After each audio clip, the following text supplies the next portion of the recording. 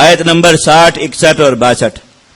اللہ تعالیٰ نے منافقین کی پچھلی جو خرابیاں بیان ہوئی ان میں ایک چیز بیان فرمائی کہ اگر یہ اپنی ایک حرکت سے باز نہ آئے، اور ان میں سے جس آدمی کے بارے میں اس حرکت کا ثبوت ہو گیا اس کے بارے میں فرمایا کہ یہ ملعون ہے، اینما ثقفوا اخذوا وقتلوا تقتیلا۔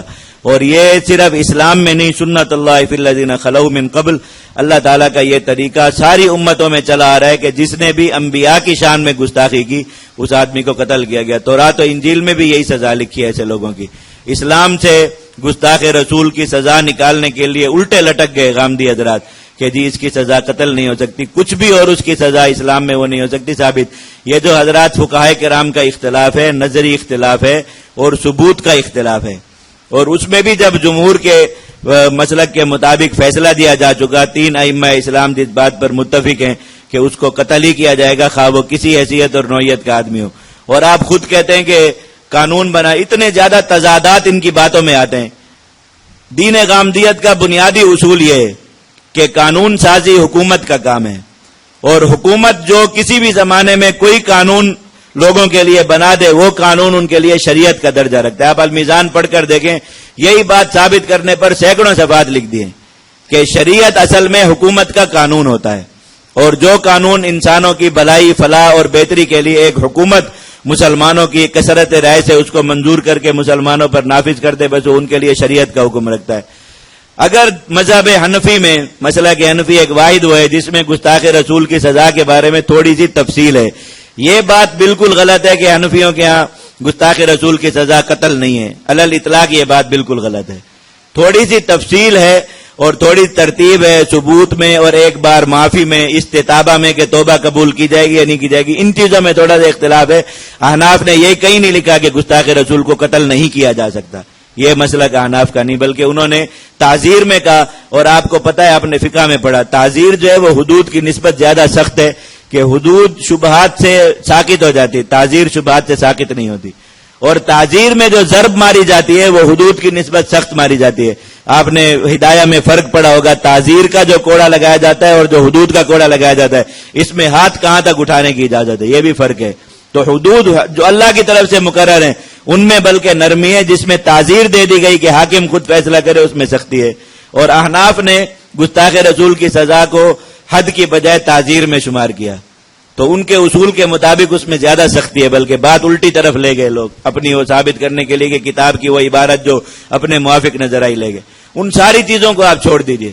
غامدی صاحب تو اسلام کے کلاسیکل فقہ کو مانتے ہی نہیں ہیں، اس لیے ان کا تو منہ ہی نہیں بنتا کہ وہ حوالہ دیں کہ کلاسیکل فقہ میں یہ لکھا ہوا ہے، روایتی فقہ میں اور حنفیوں نے یہ لکھا۔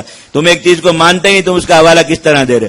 آپ نے جو اتنا زور لگایا کہ حکومت کا قانون یہ شریعت ہے اور یہ اصل چیز ہے، پاکستان کی جو وہ ہے پارلیمنٹ ہے وہ یہ قانون بنا چکی ہے یا نہیں بنا چکی کہ آئین میں شامل ہو چکا ہے یا نہیں ہو چکا ہے گستاخ رسول کی سزا قتل ہے؟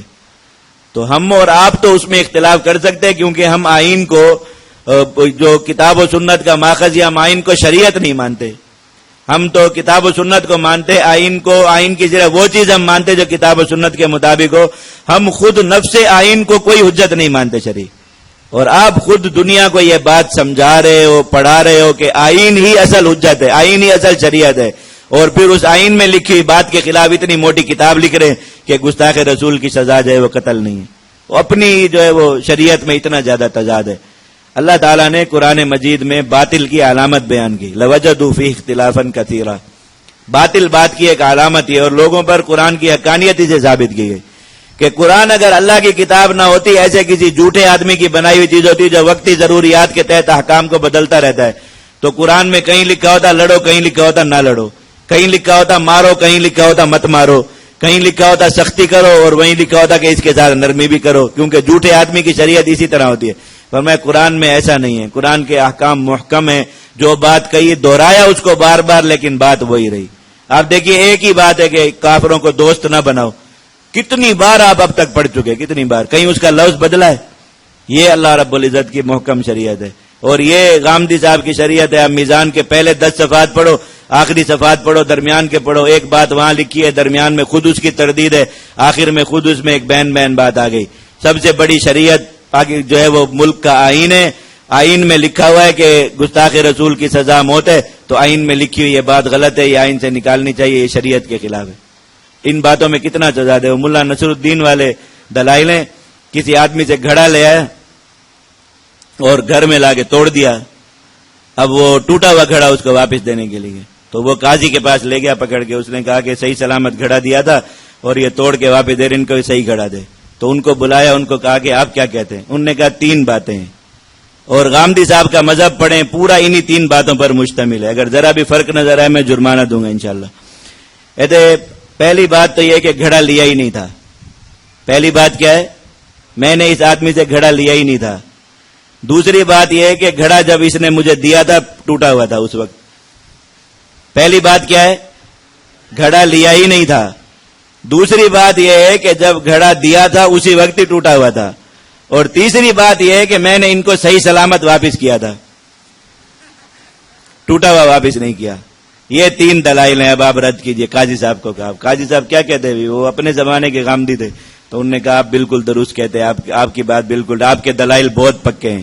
گھڑا لیا ہی نہیں تھا، لیا ہی ٹوٹا ہوا تھا، اور واپس کیا تو صحیح سلامت تھا، اس لیے یہ آدمی جھوٹ بول رہا ہے۔ اب آپ اس اصول کو ذہن میں رکھ لیجئے، لکھ لیجئے اپنے پاس، اور پھر آپ میزان اور برہان اور جو کچھ بھی لکھا ہے ان ساری چیزوں کا مطالعہ کیجئے۔ اگر یہی 3 دلائل اس میں نہ ملے، میں حاضر ہوں، مجھ سے جرمانہ لے لیجئے گا آ کر کے آپ نے غامدی صاحب پر بہتان لگایا یا جھوٹ باندھا تھا۔